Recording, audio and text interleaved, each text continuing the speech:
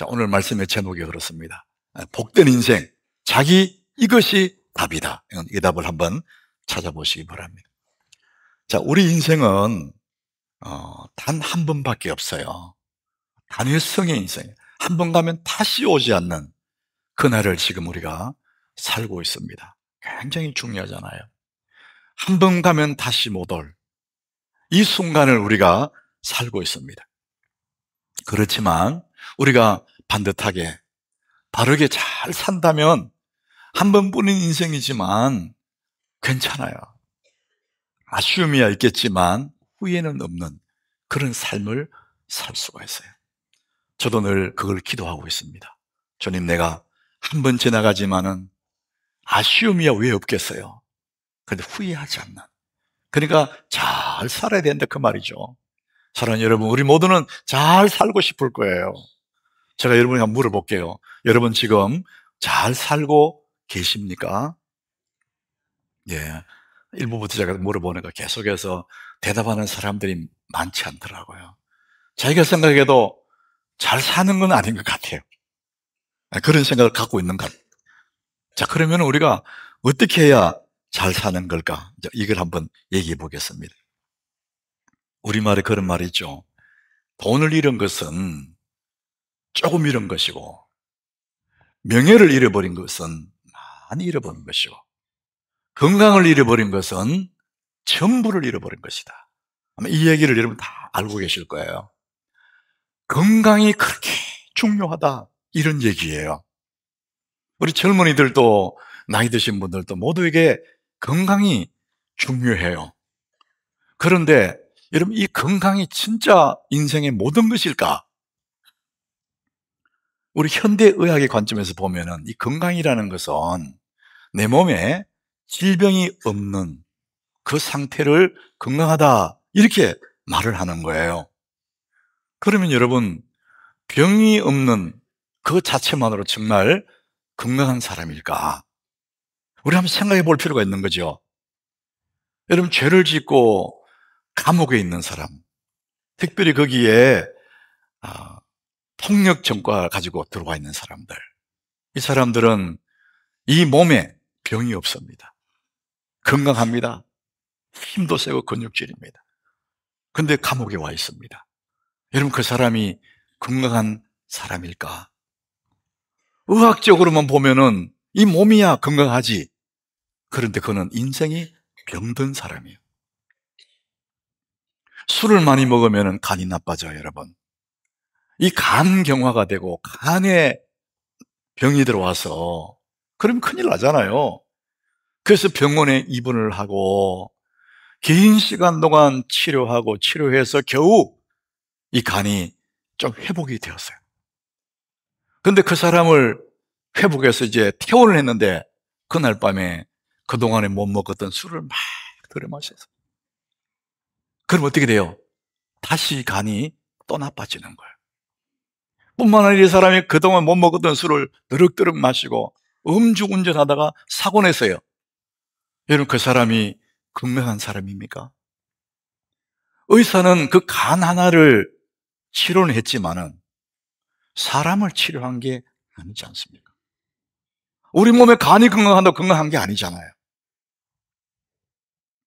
하나님은 우리가 복되게 그렇게 잘 살기를 원하세요.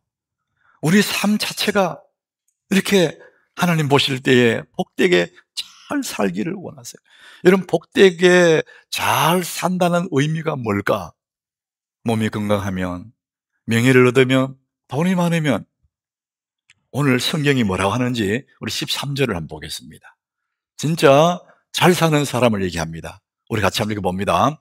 우리가 다 하나님의 아들을 믿는 것과 아는 일에 하나가 되어 온전한 사람을 이루어 그리스도의 장성한 분량이 충만한 데까지 이르리니. 여기 보니까 온전한 사람 그랬어요. 여러분, 온전한 사람, 이 원래 그 뜻대로 한다면 퍼펙트한 사람이에요.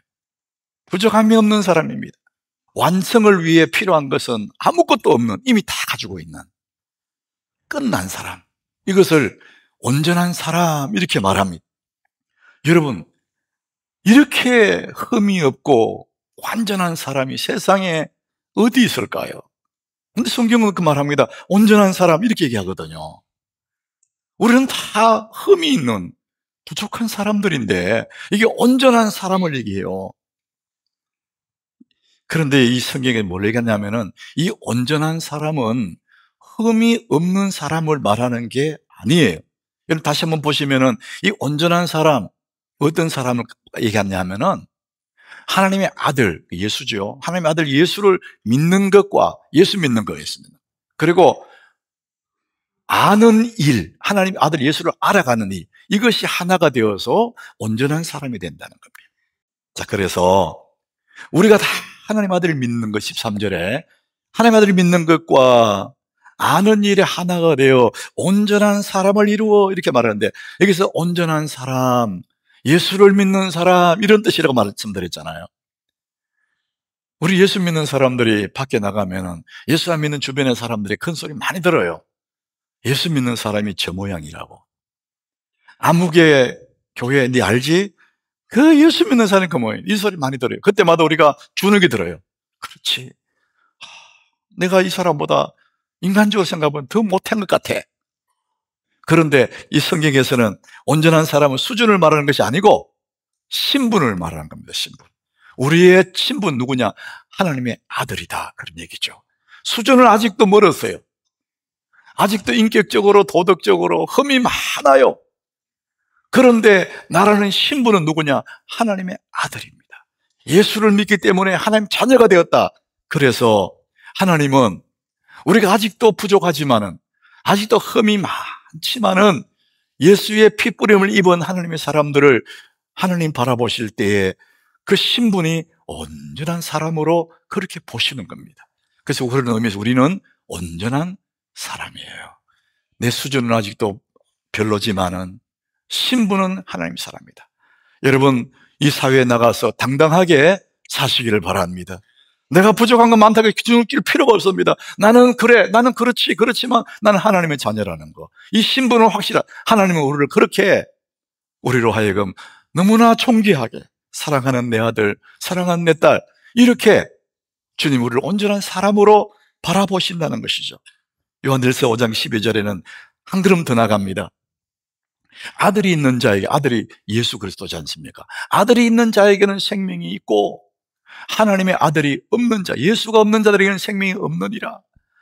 아무리 도덕군자로 뛰어난 사람이고 훌륭한 사람 할지라도 아들이 예수가 없는 자는 생명이 없어요. 그는 살아있지만은 잘 사는 게 아닙니다. 그러나 부족하지만은 남녀노소 빈부귀천 상관없이 예수가 내게 있는 사람들은 생명이 있느니라. 그래서 우리는 아직도 여전히 부족하지만 예수 안에 있는 사람들은 생명이 있고 생명이 있는 이 사람들 하나님은 온전한 사람이다. 이렇게 성경은 보고 있습니다. 여러분들 하나님 사랑받는 존재임을 믿으시길 바랍니다. 자, 우리는 다 부족해도 예수 안에 있으면은 신분이 하나님의 아들이고 하나님 보실 때에 온전한 사람이다 이렇게 보는 거예요. 자, 그런데 그러면은 예수 믿고 구원받은 그 채로 그냥 그렇게 살기를 원하는 게 아닙니다. 성경은 우리 그 자리에서 자꾸만 이렇게 자라가기를 원하세요. 오늘 13절 다시 한번 보겠습니다. 13절 뭐라 하냐면은 우리가 다 하나님 아들을 믿는 것과 아는 일에 하나가 되어 온전한 사람이 되었어요. 예수 믿고 온전한 사람이 되었어요. 그 다음에 그리스도의 장성한 분량에 충만한 데까지 이르리니 조금씩 예수님을 닮아서 예수처럼 그리스도의 장성한 분량까지 이르게 된다. 마침내 그렇게 된다. 성경은 그렇게 말합니다. 그래서 자라가기를 하나님이 원하십니다. 여러분 오늘 그래서 말씀의 제목이 복된 인생은 뭐냐? 자기 성장이 답입니다. 내가 성장하면 복된 인생으로 성장하면 이게 답이 되는 겁니다. 여러분 내가 복 있는 사람 되면은 가는 곳마다 복이 쫓아오지 않습니까? 그래서 우리 삶의 답은 뭐냐? 자기 성장입니다. 내가 잘 산다는 의미는 뭐냐? 내가 예수 믿고 그게 멈추는 것이 아니라 점점 성장해 가는 겁니다.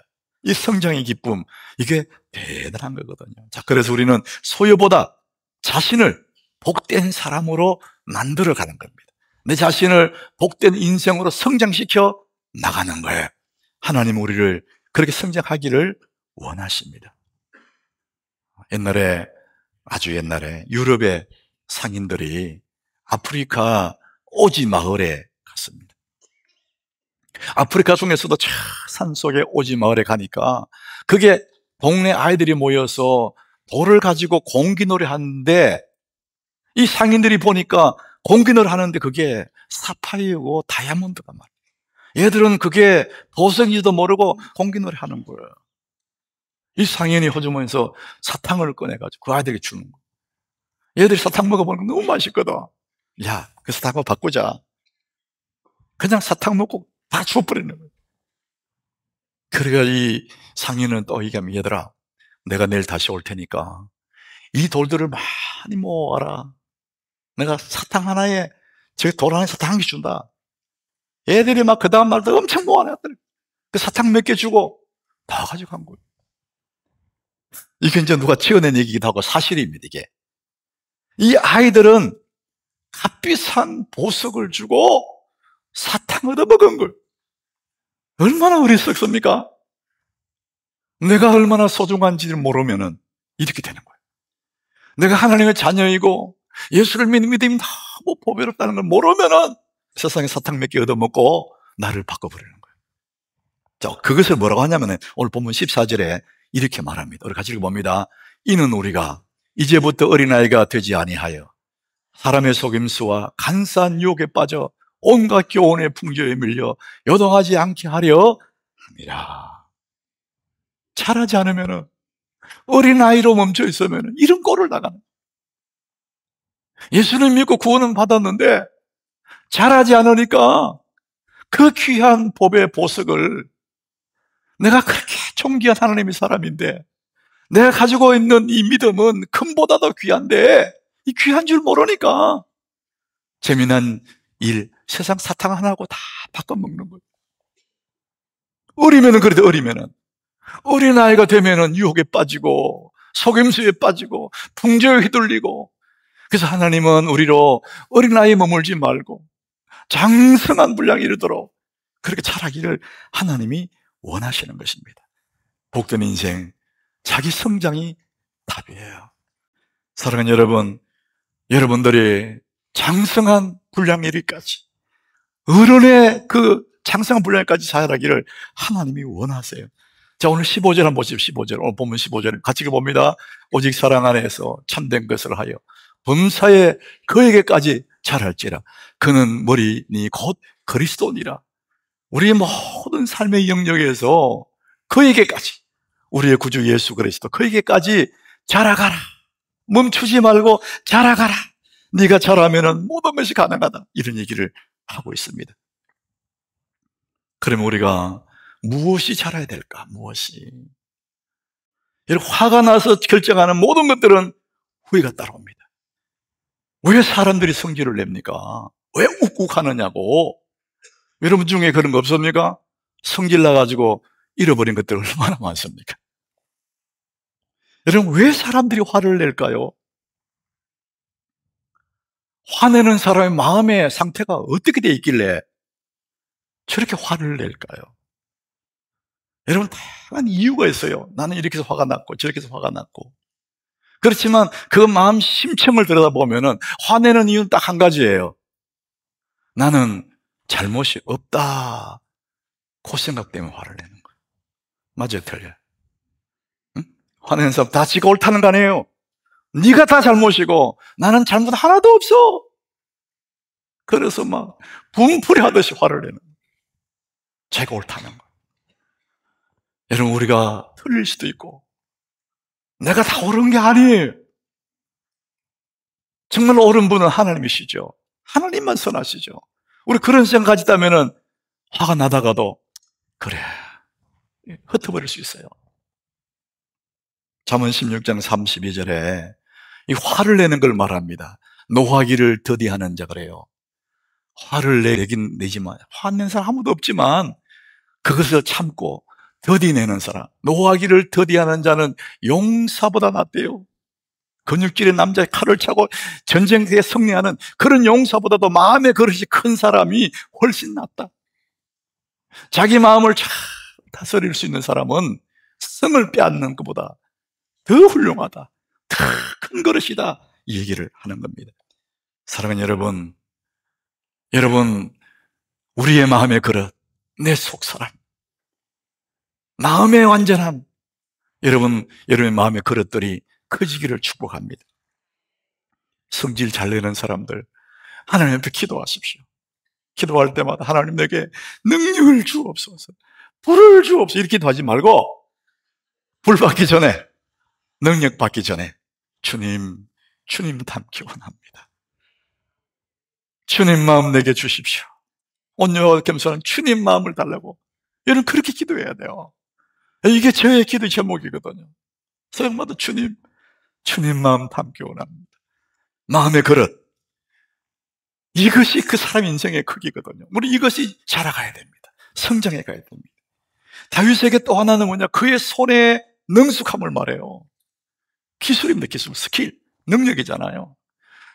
마음의 그릇만 크게 문제가 아니라 그것만으로 되는 게 아니라 능력이 있어야 되거든요. 다윗이 골리앗을 쓰러뜨린 것은 칼이 아닙니다. 돌이에요. 돌로 던졌거든요. 그 스킬을 언제 몸에 배웠느냐? 아버지의 양떼를 지킬 때. 자기의 그 능숙한 기술은 아버지 양떼를 지킬 때, 짐승 몸에 돌 던지는, 이게 몸에 배인 거예요. 그 자기 일에 충실한 사람, 이 자기 일에는 전문가가 된 거예요. 여러분 맡은 일, 여러분들이 맡은 일도 있지 않습니까? 거기에 전문가가 되셔야 돼요. 다윗은 그 기술을 터득한 겁니다. 잠언 22장 29절에 그 말씀합니다. 네가 자기 일에 능숙한 사람을 보았느냐? 핵심은 뭐냐? 자기 일이에요. 남의 일 말고 내가 맡은 그 일, 여러분 직장에서 내가 맡은 그 일, 그 일에 전문가가 되라. 능숙한 사람을 보았느냐? 이런 사람은 왕 앞에 선다. 자기 일의 전문가가 되라는 겁니다. 여러분 그래서 성장하셔야 됩니다. 내 마음의 그릇도 커지고 내가 하는 이 일에 전문가가 되는 그 스킬을, 그 능력을 길러야 된단 말이죠. 그 자라가야 됩니다. 여러분 모든 방면의 일이 다 다르지만은 여러분이 모든 방면에서 내 능력이 자라갈 수 있는 길이 하나 있습니다. 일반은 은총인데 여러분 책을 읽는 겁니다. 여러분 하는 일이 뭔지는 모르지만 그 일에, 그와 관계된 책 100권만 읽으면은 여러분 그 방면에 전문가가 될 수 있습니다. 여러분 책을 읽는다는 것은 거인의 어깨 위에 올라서는 겁니다. 저 멀리까지 볼 수 있는 겁니다. 사랑하는 여러분, 여러분의 능력이, 여러분의 실력이, 여러분의 삶의 방면에 자기 일이 거기에 전문가가 되시기를 축복합니다. 대체 불가능한 존재가 되는 것이 하나님 원하시는 거예요. 복된 인생은 자기 성장이 답이에요. 내 앞에 있는 문제가 아니고 내가 성장하면 이게 다 문제가 아닙니다. 내 성장이 답입니다. 자, 그러면은 여러분 우리가 어떻게 하면은 성장할 수 있을까? 여러 가지 이유가 있겠지만 저는 성경에 나오는 말씀을 드려봅니다. 베드로전서 2장 2절이에요. 우리가 어떻게 성장하느냐? 갓난 아기들 같이 순전하고 신령한 젖을 사모하라. 따라합시다. 사모하라. 아이는 눈 감고도 엄마 젖을 사모합니다. 그처럼 사모하는 거예요.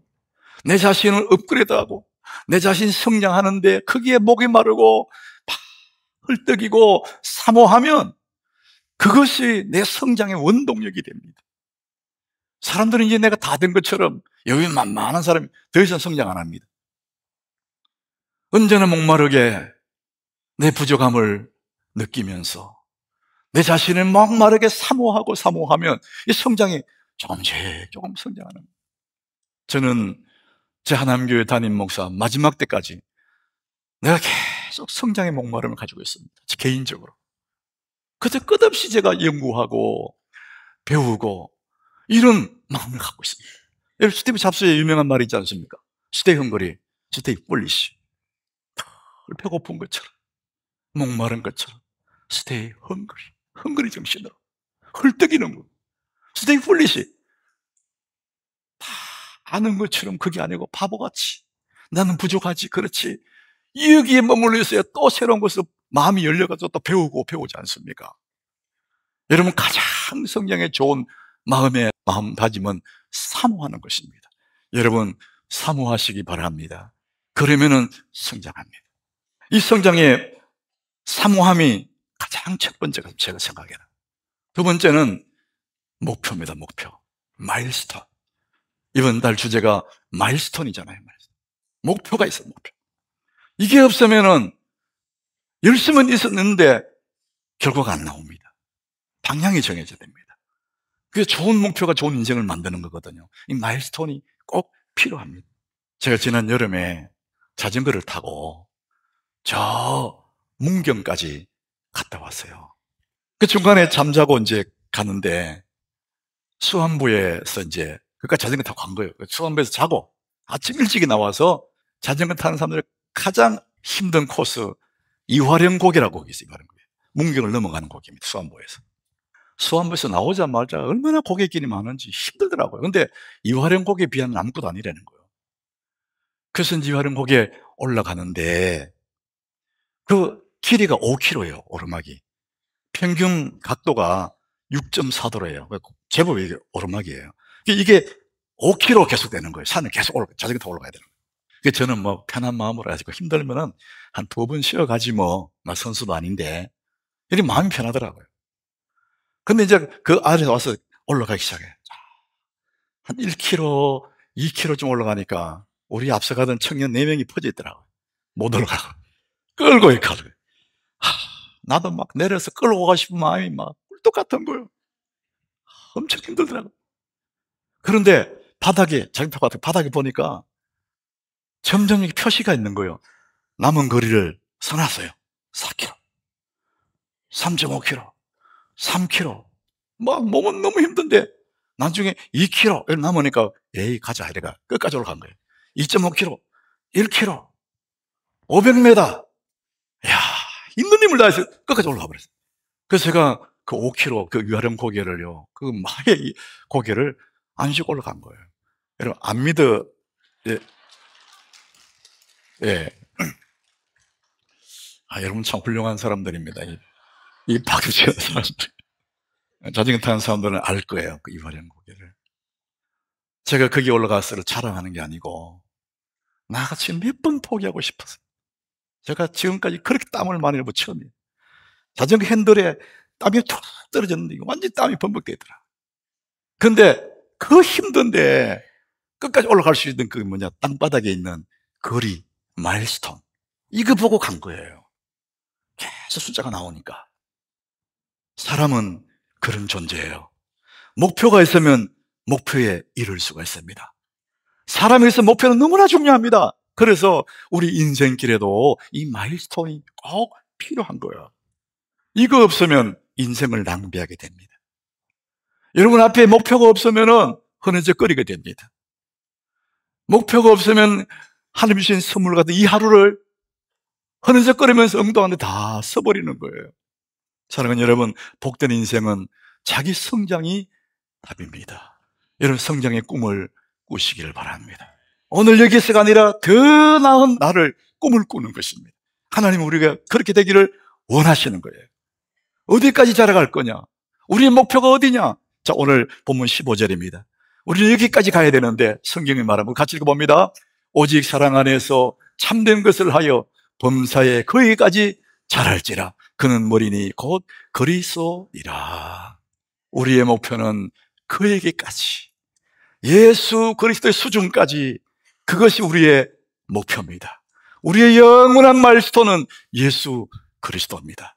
그분을 바라보고 가는 한 우리는 계속해서 성장합니다.